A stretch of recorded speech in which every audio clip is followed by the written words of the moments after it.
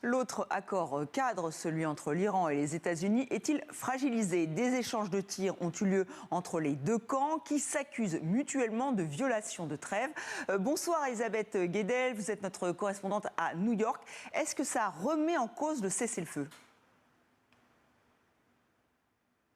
Oui, l'armée américaine a mené hier des frappes pendant 90 minutes. 6 avions de chasse ont visé 4 sites militaires iraniens le long du détroit d'Ormuz et puis aussi sur l'île de Kesh. Vous savez, cette île qui est stratégique pour les Iraniens. C'était une réponse, disent les Américains, le centre de commandement pour le Moyen-Orient, le CENTCOM, à l'attaque au drone la veille par l'Iran d'un porte-conteneur qui transitait par le détroit. Résultat, aujourd'hui, nouvelle représailles de l'Iran qui frappe cette fois le Bahreïn, un des pays du Golfe. Alors, c'est vrai que c'est une escalade des hostilités. Chacun, vous l'avez dit, s'accuse de vouloir saboter les négociations en cours.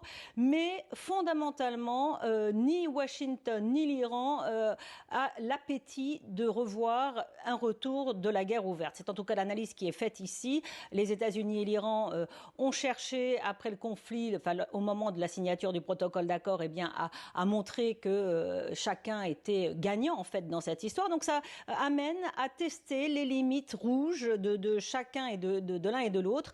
Et donc c'est vraiment l'analyse qui est faite ici. C'est ce que pensent les Américains. Donald Trump a beau dire que c'était une violation stupide de la part de l'Iran de frapper le porte-conteneur ou le Bahreïn. En tout cas, quand on connaît le vocabulaire du président américain, c'est plutôt minimiser l'ampleur de ces attaques iraniennes. Donc fondamentalement, encore une fois, du côté américain, on pense que l'Iran veut poursuivre les négociations. D'ailleurs, c'est ce qui se passe actuellement en Suisse.